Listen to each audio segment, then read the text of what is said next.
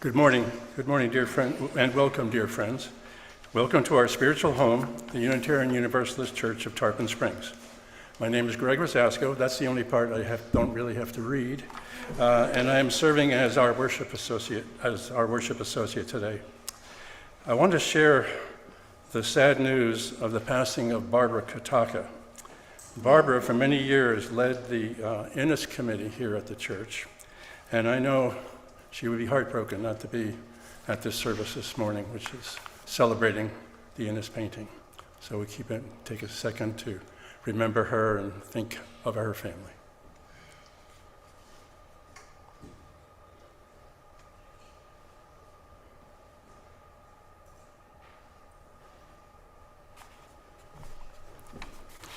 Okay. For those with a visual impairment, I am a tallish Caucasian with brown hair, a close-cropped Gary beard, and glasses, and I am wearing blue shirt and trousers. Also, I use the pronouns he and his. For the benefit of those with hearing impairment, we ask that anyone speaking today speak clearly and project, which I will try to do.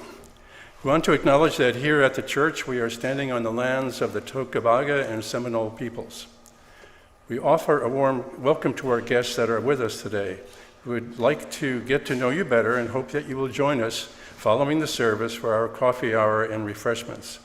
Our mission statement states, "We are a liberal faith community for all ages, promoting spiritual growth, social justice, and the arts." It is my pleasure to introduce our guest today. It is Lynn Whitelaw. He will lead our service celebrating the centennial of George Innis Jr.'s most famous painting, The Only Hope, over there on my right. Lynn was the founding director and chief curator of the Lieber-Ratner Museum of Art until his retirement in 2015. In 2014, he organized a wonderful exhibition at Lerma, featuring our Innis Jr. paintings. It was titled An Art's Legacy, George Innis Jr. in Tarpon Springs. He has continued research. He's published several articles, given lectures and presentations on Innis Jr. and his art. Lynn's support was critical for our successful nomination of Innis Jr. for the Florida Artists Hall of Fame. We are grateful and delighted that he is with us again today to celebrate the centennial of The Only Hope. Our music today is provided by our wonderful music director, Bonnie Whitehurst, and I think our wonderful choir. Since I'm a member, I get to say that. Again, a warm welcome to our service, and Bonnie will introduce our opening music. Our first hymn today is Vine and Fig Tree, and that's number 399 in the Gray Book, 399.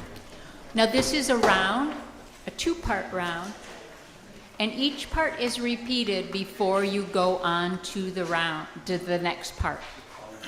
So we'll all do it once together, and then the congregation, you should probably follow the front row after that, because the back row will start the round part. So here we go. I'll play through it.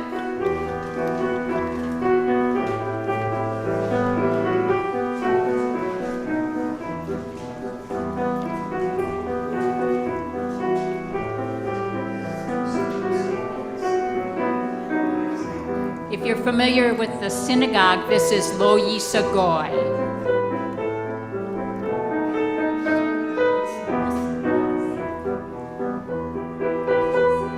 Get ready.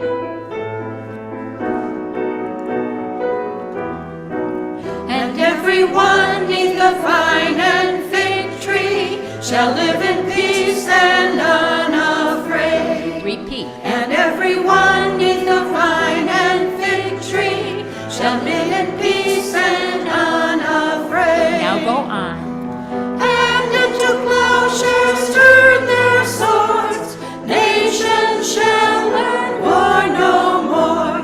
And into plowshares turn their swords, nations shall learn war no more. Now follow the first row. Everyone neath the vine and fig tree shall live in peace and unafraid. And everyone neath shall live in peace and unafraid. And everyone in the vine and fig tree shall live in peace and unafraid. And everyone in the vine and fig tree shall live in peace and unafraid. And into plowshares turn their swords, nations shall learn war no more. And into plowshares turn their swords, nations shall learn war no more. Everyone in the vine and fig tree shall live in peace and unafraid. And everyone in the vine and fig tree shall live in peace and unafraid. And into plowshares turn their swords, nations shall learn war no more. And into plowshares turn their swords, nations shall learn war no more. Opa.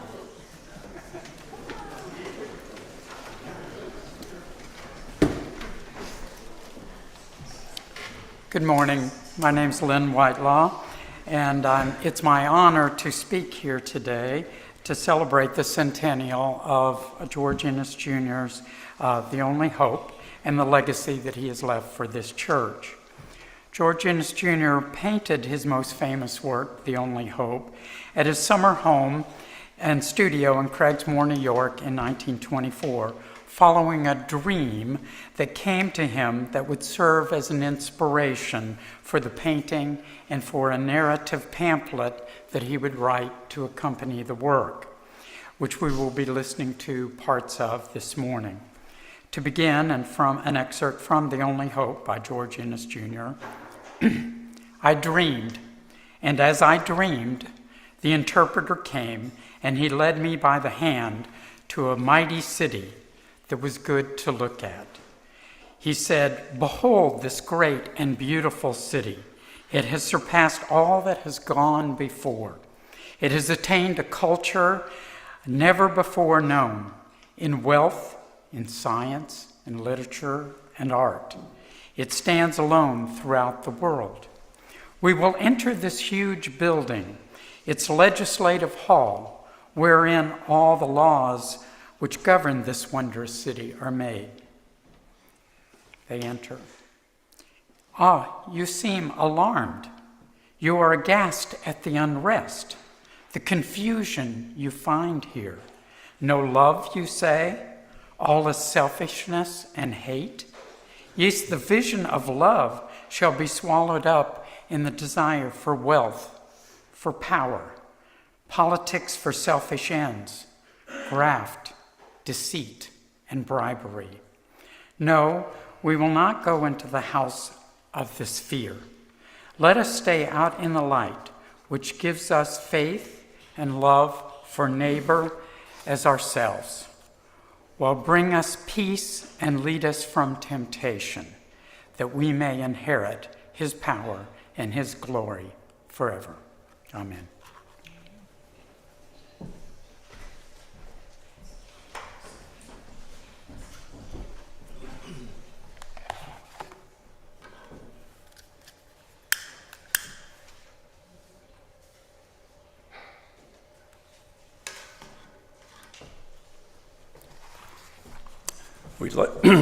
We light this chalice to find inner peace, love for each other, and faith in ourselves. Also, to be welcoming to whomever we meet, and kind to all living creatures. So gather round this light of hope as we share this time together. We'll now read our covenant. Their words are on the slide. We strive to look for and encourage the best in each other as we move toward justice, peace, and love for both ourselves and the world. And when we fall short, we will seek understanding, reconciliation, and a return to covenant. We will now sing Spirit of Life, number 123.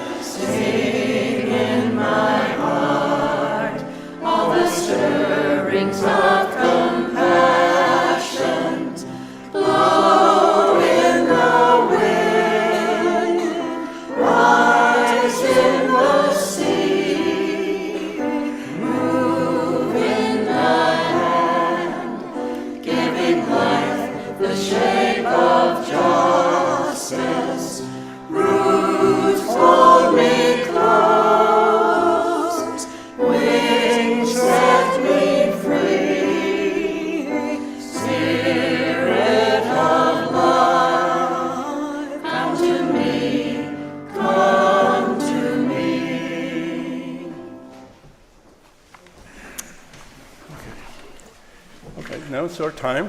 It's our time for all ages. As Lynn has explained, with its unveiling in 1925, The Only Hope became the most famous work of art in America. Large crowds came to marvel at its mystical imagery. Now, I dare say most of us are only peripherally aware of the painting and its imagery. I've asked Jamie, our faith formation director, to help us look at the painting a little closer, asking not only what you see, but what you feel as you experience it. Everyone is invited to respond, one at a time, please, and we'll limit this to maybe, 5 or 8 minutes. We could be here all day touching on that.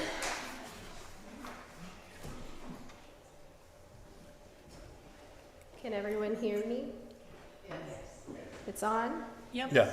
Okay, well, good morning, everyone.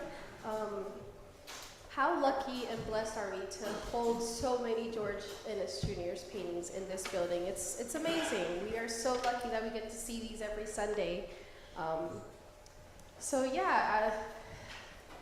When you look at this painting, and if you can't see it, if you're too far back, I do recommend you maybe come a few rows up or maybe even stand up and walk to an area that you can see it a little bit better. But I would absolutely love to know, number one, what emotion do you feel when you see this picture? Not all at once. Betty Clark says peace.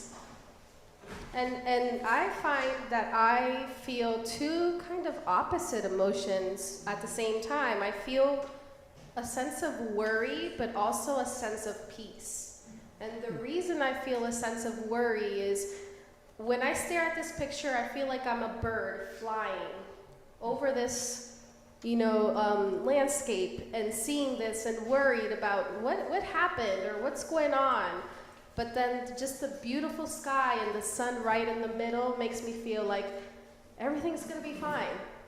So I wonder if many of you feel some sort that emotion. Yes? Yeah, I would say that gives me A a sense of hope. sense of hope. The new dawn, the light. The new dawn, the light coming in. I like that. That's very nice. Yes, Kathy. I feel fear that we could create that picture again in any city in the world. So it reminds me to be afraid of that kind of devastation. I think that's where my sense of worry comes as well. I think that's where my sense of worry comes as well. Anyone else? Yes. It makes me think of the devastation in Los Angeles. Yeah. I was thinking that. No greenery. She says that she feels what's going on in LA currently. There's no greenery and it might look just the same or worse right now.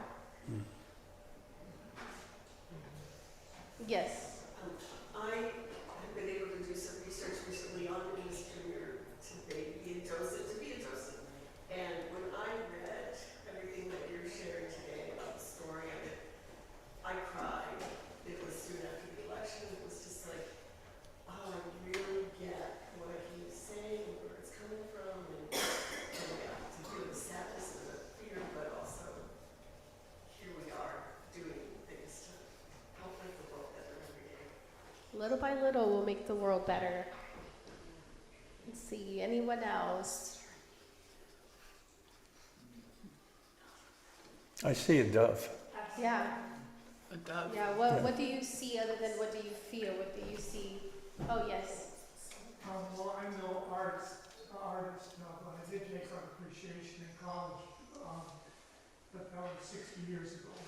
But I noticed the muted colors and how the river and the trees and the buildings all sort of flow into the clouds. It all seems so unified. And in the center is the sun shining out, so there is that inspiration there. But it's all, to me, very holistic. It's all unified into one. And it's sort of a microcosm of a life. We have to be respectful to nature, and we're just part of a bigger picture than just human beings consuming. Yeah, I agree with that. I love that. I love that perception. When I first saw this picture, I thought it was all on a cloud. And I think it's the what you mentioned, how everything just seems to flow together. I personally thought, I didn't know anything about George Innes Jr., but when I first saw it, I thought it was like just a cloud city. I knew no better. I just thought it was just one big cloud, and the more and more I looked at it, the more I realized, oh, well, that's actually an entire city below. And so it's very interesting to hear what other people see, what other people feel. Yes. When I first saw this one, when I first saw the paintings, I saw this one first, my eye went to this first, was attracted to this more so than the others. Oh, yeah. My first thought was, kind of looks like the old city of Jerusalem. But no, it's not. I guess it's more like no matter how much you've been through or how much you've been broken down, the sun will still come up and the sun will still come up. Yeah. And that's very beautiful. No matter what you've been through, there's always light that comes after every single storm. Yes. When I was here, I was looking at all the paintings in the other rooms. It's very easy to look at the other ones and stand right in front of them. And even though it was hard to find the shadow of the cross initially, I was looking up high, and then I could see them. This one, when I got close to it, it was like so bright that you could, I was thinking there was a reflection, and I was having trouble seeing it until you're back here. And you're back here, and it's like, oh. Yeah. It took me forever to find that bird. I was up here still looking at it just now. I was like, wait, I knew where it was. Now I can't find it again. I found it. But it's a very beautiful painting. And like I said, we are very happy and blessed to have these. Yes? As somebody who does some painting, what I appreciate too is the degree of light, the different variations in light that are coming in as that sun rises, and it's in blues, it's in whites, it just it's touching so many places in the painting. Yeah, I think the lights are positioned at the perfect angle because with the closer you get it, the closer you come to it, the more colors I see. I see tints of pink and orange, but when you're over there, you're like, it looks more grayish, bluish, maybe a little brownish. So the light does wonders. It's awesome. Anyone else? Yes. I appreciate the juxtaposition between the light and the dark. And when I look at the dark, I feel cold. But when I raise my eyes up and I see the sun and the light, it warms me back up. Yeah. And I hope everyone is staying warm currently with this, Antarctica weather we are having here in Florida. Okay. That was really very informative. I appreciate that very much, everybody. That was Thanks, great, Jamie. Thank you. Thank you.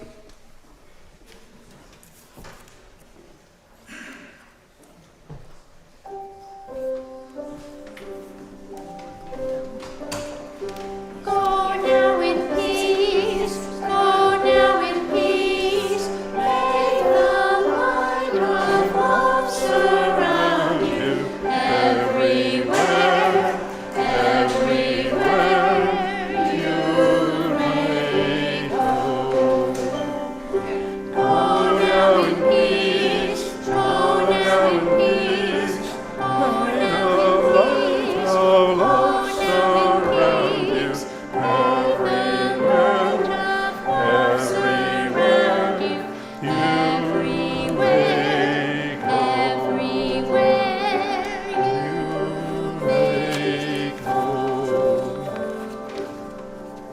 Okay. Okay. That was enjoyable. It was fun. Now is the time in the service when we take our offering for the work and welfare of this church.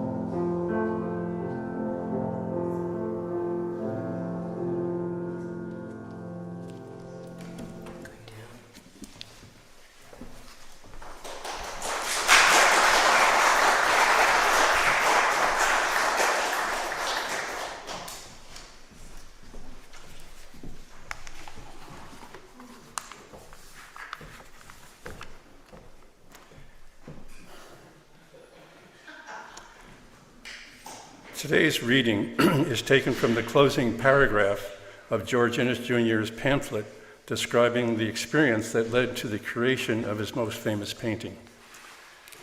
The interpreter said, "You shall be the medium through whom I will arouse an emotion for good. To paint a picture and to point to it as a remedy would be absurd. But can I influence you to paint a picture that, while I'm preaching peace on earth and goodwill to men, this will hold their attention of the audience and arouse an emotion that will make them receptive to my words? In our picture, we will let self and greed and hate prevail until they bring a war that with fire and sword shall destroy this wondrous city. Its grim and battered blackened walls shall stand out gaunt against the sky. No human life remains. The only thing that stirs is the miasmic mist that rises from the river." Then, the interpreter said, "I'll have you paint, but in so mysterious a way that at first the viewer sees almost a blank. So lacking shall the picture be in startling effects. But as the gazer looks, he will see the sun arising in the east, and it will grow and sparkle into life and cast its rays above until the very heavens are aglow. Its light shall be reflected back upon the gaunt and blackened ruins, whose edges, lighted by the sun, shine out like sparkling jewels that proclaim the breaking of another dawn.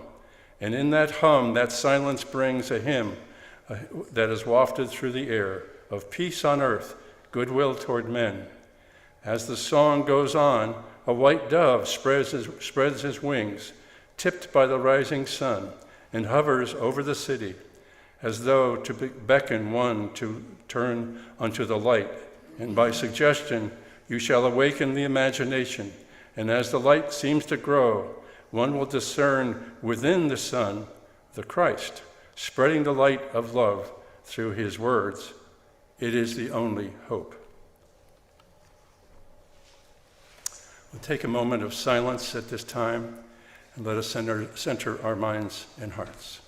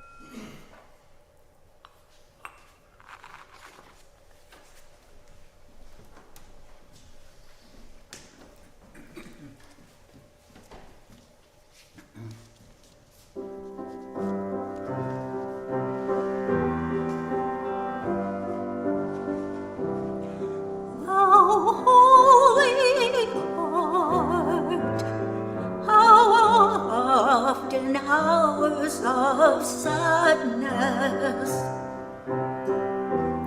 when life's encircling storms about me whirled, hast thou renewed warm love in me and gladness. Hast thou conveyed me to a better world, unto a happier, better world?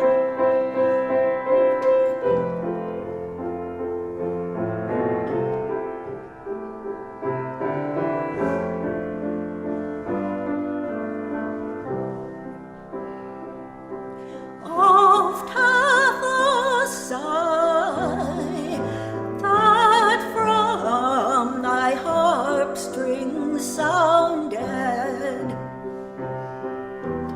about me, breathing sacred harmony,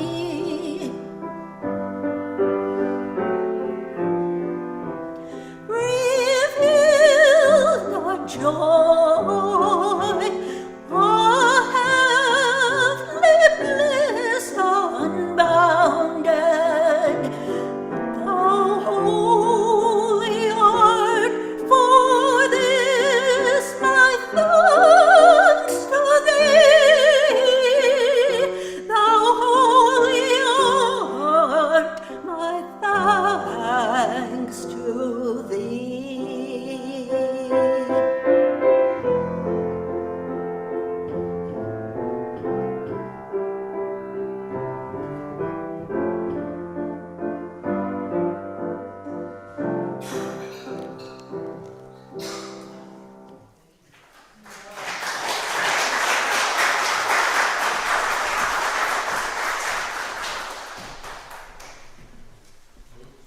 Good morning again.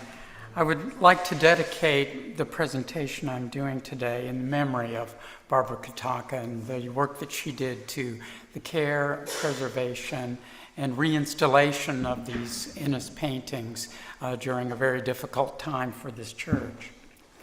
Today we are doing a celebration of the centennial.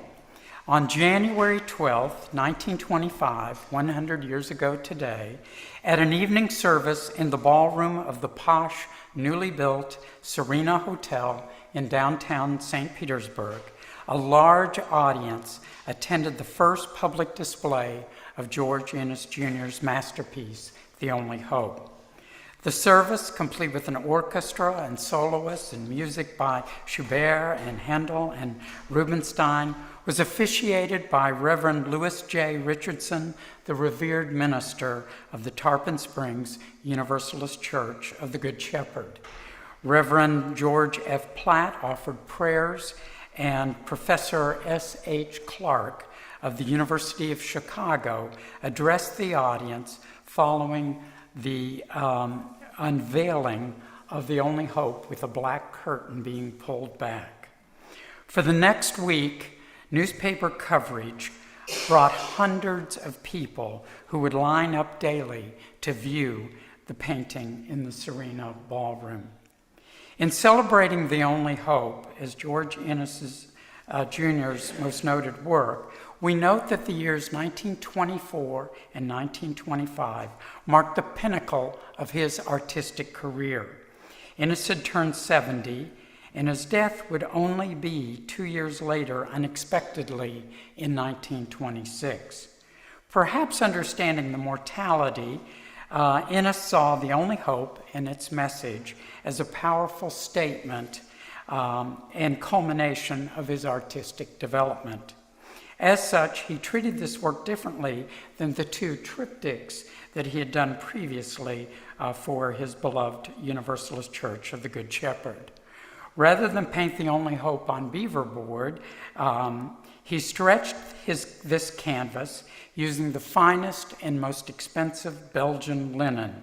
He followed the same arched vertical format previously used but enlarged the painting to a framed work measuring 9 feet by 6.5 feet. Shipping The Only Hope from his summer studio in Craigsmore, New York, to Tarpon Springs in the late fall of 1924, Ennis retrofitted a newly purchased Ford truck to transport the painting to various venues after it was unveiled in this church on the Sunday after Christmas in 1924. The Only Hope would become one of the most celebrated paintings of the day. Ennis Jr. wanted people to experience the work as a cautionary tale following the devastation of World War I. While the United States only participated in World War I, which was called the Great War, for 17 months, the shock of total warfare left 126 American soldiers dead and more than 234,000 wounded in the crossing to the Atlantic. Following the war, the period from 1918 to 1925 saw a robust new era of economic prosperity that emerged in the United States. Marred by the Spanish flu as the first global pandemic, something we can relate to now, legislative action to create prohibition, which ushered in some anti-government responses and a rise in organized crime, and the 1920 ratification of the 19th Amendment to the Constitution giving women the right to vote. The Roaring Twenties, as they were often called, was a period of modernity with huge changes in the social and cultural fabric of America. Automobiles, electricity, telephones, even indoor plumbing were now considered and viewed as essentials for modern life. In 1924, for example, there were 2.5 million radios now being listened to in homes in America. Just 5 years earlier, there was less than 5,000. President Calvin Coolidge used this new technology to deliver the first nationwide radio transmission. Modernism would influence mass culture in avant-garde art movements such as Futurism and Surrealism, in new music from jazz to Gershwin, silent pictures motion pictures had become a new means of mass communication and expression, and in fashion, the changes such as the flapper dress were to define the new modern woman. Against this background, Innes was part of a growing number of the intelligentsia, intellectual thinkers in America, who were concerned that the war to end all wars would only prove to be a prelude for future conflicts. Dissatisfaction with the government's lack of action, the rise of nationalism and white supremacy is seen by a resurgence of the Ku Klux Klan and Jim Crow laws in the South, and isolationism, particularly after Woodrow Wilson failed to get the United States ever to join the League of Nations, for which he had been a chief architect and had received the Nobel Peace Prize in 1919. These were all major concerns of that group. During this time, many churches and other organizations around the country became involved in raising conscious awareness of the causes of world peace, including the Universalist denomination with its focus on social activism. A prominent voice in the movement was Edward Bach, the wealthy publisher, Pulitzer Prize-winning author, and editor of the hugely successful Ladies' Home Journal. And he contributed $100,000 to establish the American Peace Award as the first step toward creating world peace. Bach, who we associate with Bach Tower, knew George Innes Jr., owned several of his paintings, and Bach will play a key role in promoting The Only Hope. Although Bach wanted to purchase the painting, Innes would not sell it to him. He said, I want it to be in this church along with the paintings and serve as a pantheon to my art and to my cultural philanthropy. Next, the Tarpon Springs Chamber of Commerce agreed to sponsor a tour of The Only Hope that would take the painting to cities, educational institutions, libraries, museums, cultural institutions, and colleges and universities, and on a peace tour that went up the eastern coast of the United States. From St. Petersburg, it went to Southern College, which is today Florida Southern, in Lakeland, where it got its first major acclaim. And eventually it will make its way up to Washington, D.C., and then ending in New York City. When President Calvin Coolidge went to see The Only Hope in April 1924 at the Corcoran Gallery in New York, he was transfixed by it, and then lobbied to have it permanently displayed in the Capitol Rotunda. Innes Jr. again declined, saying he had painted it for The Only Hope for his Tarpon Springs church, and that's where he wanted it to return. President Coolidge would write a lengthy letter of support on White House stationery, and even came to Tarpon Springs after his presidency in 1930, specifically to see the George Innes Jr. paintings. He wrote of the work, "The opportunity to see The Only Hope painted by Mr. George Innes Jr. is an experience I shall always appreciate. The great canvas has a peculiarly spiritual appeal. The first impression is that of desolation, of civilization in ruins. Hatred and conflict have reached their logical conclusion. But as we look, we see a small but distinct figure of the bird of peace, and over it, gleaming, the promise of sun struck with the suggestion of redemption. It is a representation of wrath overcome by love." In its travels, The Only Hope gained recognition, media coverage in newspapers and magazines, and in a special December 1925 issue of Women's Home Companion, it was reproduced into a collectible limited edition poster. It became a symbol of the peace movement initiative and developed a group of supportive advocates. Reverend Lewis Richards, for example, was a close personal friend of Ennis and spoke at many of the various venues where The Only Hope was shown. He wrote about the painting, and he became a major spokesperson, as did this church, of the peace movement in the 1920s.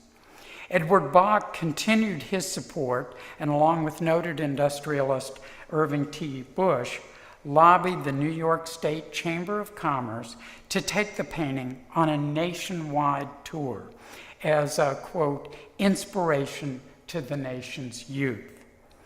But here is where the story takes a twist and becomes a victim of the faddism of the 1920s. Despite letters of praise and support, including the one from President Coolidge, the discussion of the executive board of the chamber centered on objections voiced about the religious connotations of the painting rather than its message. And with 2,000 members who were not Christian, the proposal was tabled. The Only Hope would then be shown at the Red Cross headquarters in Washington, D.C., and at the Century Publishing Company, where Ennis was on the board, in New York City, before it was returned to Tarpon Springs and to this church. But at those two venues, large audiences came to see the painting. With that history, how do we interpret and approach The Only Hope? We see how it was perceived in the 1920s, but how do we view it today? As a symbol of peace, it is, and I quote, an instrument of social outreach and an extension of religious responsibility at a moment in history when the issue of war and peace remained fresh in the minds and memories of the American people. This was written by art historian Jane Bowie Matson, a Universalist who wrote her master's degree on Ennis, and whose scholarly research I am very pleased that we have, and is the basis for much of my presentation today. As a painting from 1924, The Only Hope is a unique work of art, unlike any other that I can really think of. In a way, it might be called spiritual surrealism. It is interesting that surrealism this year is also celebrating its centennial. And the word surreal means sur, beyond realism, surrealism. And the surrealists often based their images in the subconscious interpretation of dreams. But I have to say, George Ennis was not a surrealist. He would probably detest their art. And by definition, he called himself an anti-modernist, which was not meant as a pejorative, nor did it mean he was not progressive. Ennis valued the good and qualities of the past and held more to the 19th century American philosophy of transcendentalism, which believed that humans were fundamentally good, but corrupted by society, therefore should strive for independence and self-reliance. So here is the enigma. Ennis Jr. has taken a highly personal visionary dream, which then became his most famous work of art and public work of art, and presents it to us as a cautionary tale on the follies of wrong thinking while communicating a wish for hope and peace. I don't want to overspeak or art speak, but when we describe The Only Hope, there are certain words. It's meditative. It's transcendent. It's mesmerizing. What we visually see, and as described, a world from a suspended viewpoint, long before drones, as though we are floating into the scene. The river at the bottom leads us vertically into the picture plane through the ruins of past civilizations and into a misty diffusion of light where the building's horizontal lines are broken and hide any view of a horizon line. Above is the glowing spiritual light, and in the center, a barely visible figure. You have to kind of get under a raking light to see the impasto buildup of a visible figure abstractly presented as a divine form, a cosmic man, or as Innes wrote, based on his belief system, a metaphor for Christ's love and brotherhood.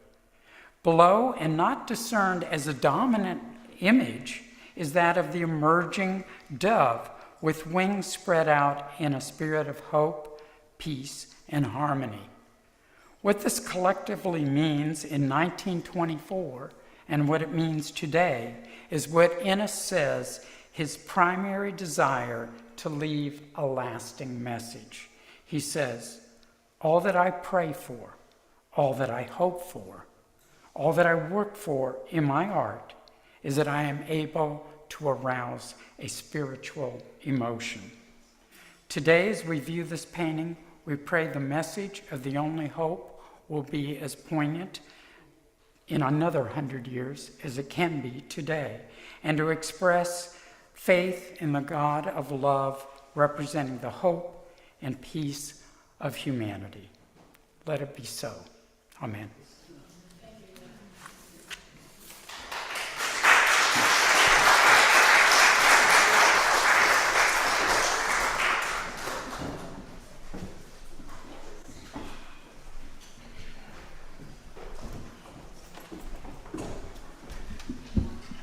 For our final hymn, it's not in your book, it's Let There Be Peace on Earth. When it gets down to with God as our Father, as we usually have heard it, we say, as with God as Mother, Father, a family all are we. And then to take each moment and live each moment in joyous vow. Let this be my joyous vow. So with those few changes, alterations in the lyrics, we will now be singing Let There Be Peace on Earth.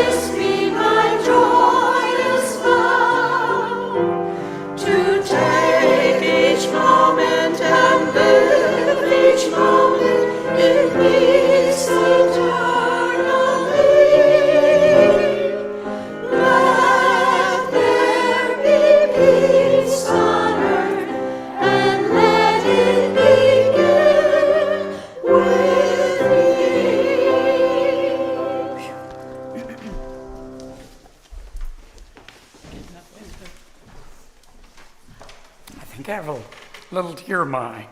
That is my favorite anthem. Thank you, Barney, for choosing that. In closing, 1925 was a landmark year for George Innes Jr.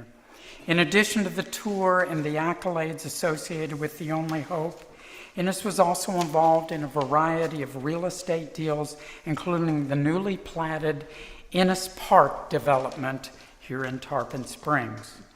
Additionally, he was soliciting national support and financial underwriting for for the proposed Innes Memorial Arts Institute, dedicated to Innes Jr.'s famous artist father, George Innes, who had wintered in Tarpon Springs in his late life in the early 1890s. On Saturday, May 2nd, 1925, hundreds of people gathered on the hillside overlooking Creamer Bayou to unveil a plaque where the Institute was to be built. It was never built because of the Florida land bust, the Depression, and the death of Innes. Innes Jr. also unveiled his painting, Sunset on the Bayou, which is on view in the Forum Room, to honor the 100th anniversary of his father's birth. At that dedication, the United States Senator from Florida, Duncan Fletcher, read a letter about seeing George Innes Jr.'s painting, The Only Hope, which was still on tour. It sums up how this painting continued to inspire and was revered. I quote, "My dear Mr. Innes, art is said to be intended primarily to affect the emotions. Here you have an inspiring subject with most skillful treatment, and the picture appeals to the aesthetic and spiritual emotions through reason. It carries most impressively the great message that the spiritual is the real. It seems to speak out that war is an effect, not a cause, and the causes lie far back in the desires of human nature. We must begin there. I think it says, too, that peace is also an effect, not a cause, and it is the effect of righteousness. It carries a high and holy message, not in words, but in the inspired conception that the artist beautifully sets before our eyes. Peace comes not by the sword. We see that force and power comes too, but through the supremacy of righteousness and spiritual brotherhood. As the vision unfolds, we get a new light of the meaning of Luke's glory to God in the highest, and on earth, peace to men and goodwill. I wish it were possible to distribute this painting like the rays of the sun." U.S. Senator Duncan Fletcher. To that end, Innes reiterated, "I do not look upon this art of mine as art for art's sake. Unless there is a greater purpose in it for me, then my work is in vain, for art is for humanity's sake." Our sincere gratitude to George Innes Jr. for this precious legacy that we all can share now 100 years later. I thank you. Amen.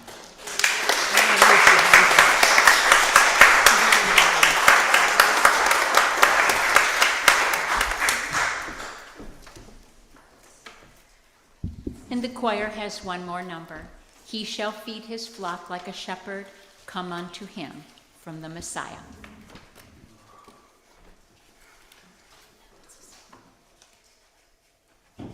Let's stick it up.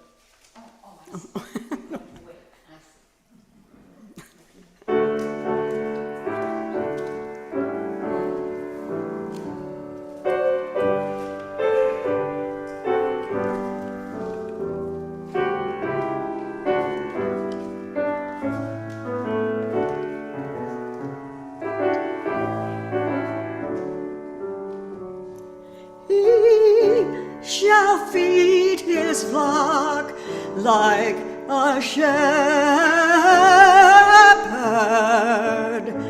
and he shall gather the lambs with his arm, with his arm.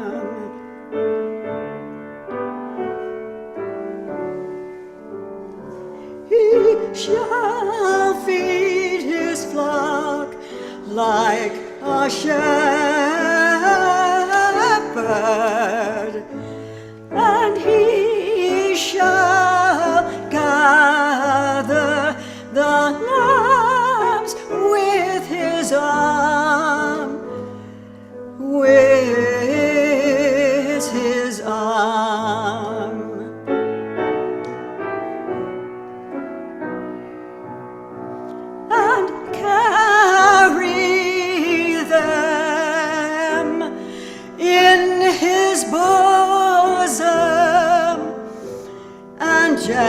gently lead those that are with young, and gently lead those, and gently lead those that are with young.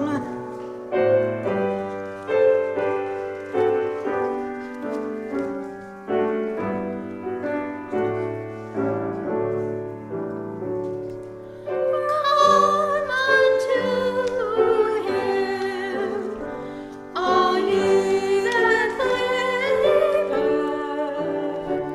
Come unto him, ye that are heavily laden, and he will give you rest.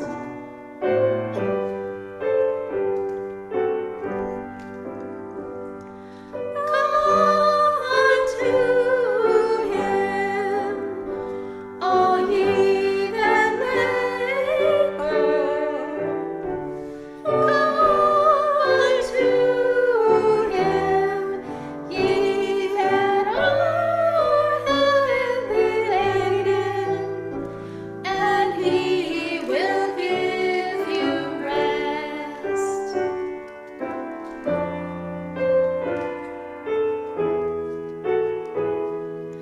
Take his yoke upon you and learn of him, for he is meek and lowly of heart, and ye shall find rest, and ye shall find rest unto your souls.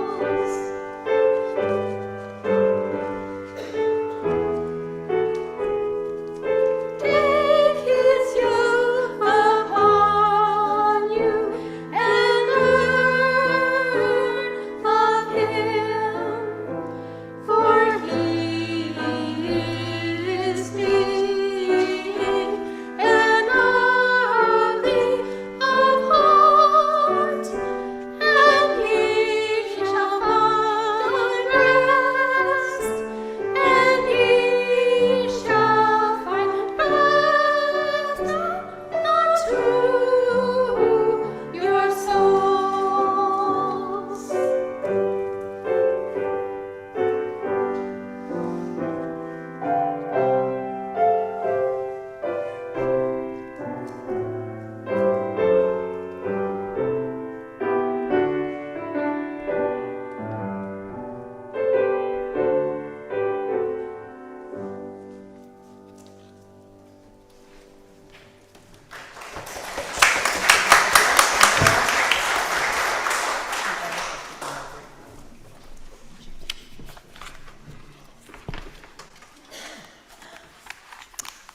We hope you found meaning in today's service.